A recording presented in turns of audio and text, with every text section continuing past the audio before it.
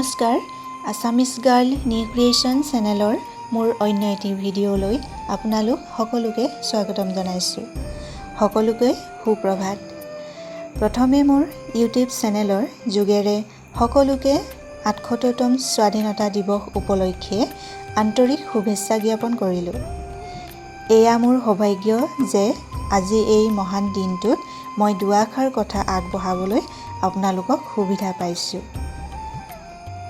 আজিৰ এই দিনটো আমাৰ সকলোৰে বাবে আটাইতকৈ গুৰুত্বপূৰ্ণ দিন, কাৰণ 1947 চনৰ আজিৰ দিনটোতে আমি ব্ৰিটিছ শাসনৰ পৰা স্বাধীনতা লাভ কৰিলোঁ। এই ঐতিহাসিক দিনটোক সুঁৱৰি প্ৰতি বছৰে 15 আগষ্টৰ দিনটোক স্বাধীনতা দিৱস হিচাপে উদযাপন কৰা হয়। আমাৰ স্বাধীনতা অমূল্য। ভাৰতৰ প্ৰতিখন ৰাজ্য আৰু কেন্দ্ৰীয় শাসিত অঞ্চলত আজিৰ দিনটোত স্বাধীনতা দিৱস উদযাপন কৰা হয়। আমাৰ দেশৰ স্বাধীনতাৰ হকে অবিৰতভাৱে যুঁজ দিয়া আমাৰ ভাৰতীয় নেতাসকল মহাত্মা গান্ধী, পণ্ডিত জৱাহৰলাল নেহেৰু, লোকমান্য তিলক, ভগত সিং, সুভাষ চন্দ্ৰ বসু, ৰাণী লক্ষ্মীবাই আদি বহুজনে নিজৰ সমগ্ৰ জীৱন উৎসৰ্গা কৰিলে। দেশৰ স্বাধীনতা সংগ্ৰামত অন্যান্য প্ৰান্তৰৰ দৰে অসমতো জ্বলি উঠিছিল ব্ৰিটিছৰ বিৰুদ্ধে প্ৰতিবাদৰ জুই। দেশৰ স্বাৰ্থত মহিলা পুৰুষ বহুলোকে প্ৰাণ আহুতি দিছিল আৰু বহুলোকে চিৰদিনলৈ ঘূণীয়া হৈছিল।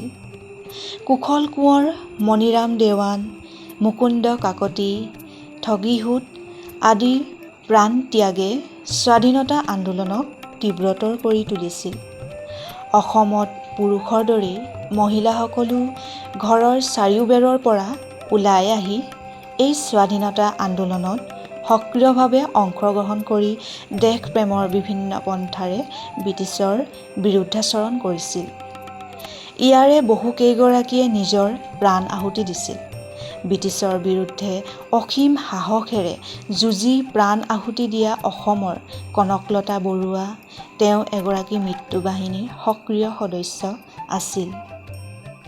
তেওঁৰ লগতে অন্যান্য মহান সংগ্ৰামীসকল মালতী মেম, দাৰিকীদাসী বৰুৱা, ভোগেশ্বৰী ফুকননী আদি। এই মহান ব্যক্তিসকলৰ অহিংস আন্দোলনৰ মাধ্যমেৰে স্বাধীনতা লাভ কৰিবলৈ সক্ষম হোৱা আমাৰ সোণালী ভাৰতবৰ্ষখন সদায় উজ্জ্বল হৈ ৰওক। সদায় হিংসাত্মক ঘটনাসমূহ আঁতৰ হওক। আজিৰ এই মহান দিনটো আমাৰ বাবে সৌভাগ্য দিন। আমি সেইসকল মহান ব্যক্তিক সদায় মনত ৰখা উচিত। আজিৰ এই মহান দিনটোৰ মূল কাৰ্যসূচী দেশৰ ৰাজধানী দিল্লীত পালন কৰা হয়। দিল্লীৰ ঐতিহাসিক লালকিল্লাত পালন কৰা এই অনুষ্ঠানত ভাৰতৰ প্ৰধানমন্ত্ৰীয়ে ৰাষ্ট্ৰীয় পতাকা উত্তোলন কৰে আৰু দেশৰ জনসাধাৰণক উদ্দেশ্যি বক্তৃতা দিয়ে।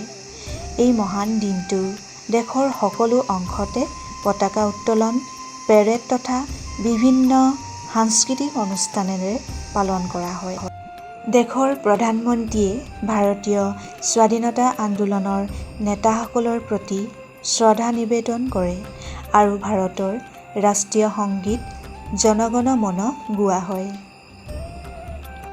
এই পবিত্ৰ অনুষ্ঠানটোৰ সন্মানত সমগ্ৰ ভাৰতবৰ্ষৰ চৰকাৰী আৰু ব্যক্তিগত প্ৰতিষ্ঠানবোৰত পতাকা উত্তোলন আৰু সাংস্কৃতিক কাৰ্যসূচী পালন কৰা হয়।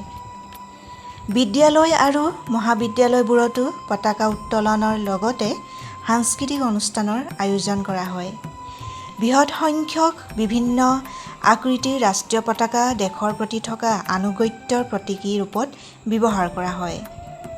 এই পবিত্ৰ দিনটো বিশ্বৰ বিভিন্ন কোণত থকা প্ৰৱাসী ভাৰতীয়সকলেও পেৰেড তথা অন্যান্য কাৰ্যসূচীৰে উলহ মালহেৰে এই দিৱসটো পালন কৰে। সমগ্ৰ ভাৰতবাসীৰ লগতে এগৰাকী ভাৰতীয় নাগৰিক হিচাপে মই পুনৰবাৰ আপোনালোকলৈ স্বাধীনতা দিৱসৰ শুভেচ্ছা জ্ঞাপন কৰিলোঁ। শেষত এই সোণালী ভাৰতবৰ্ষখন নতুন দিশেৰে আগবাঢ়ি যাওক। মই মোৰ দেশক ভাল পাওঁ। জয় হিন্দ, ধন্যবাদ।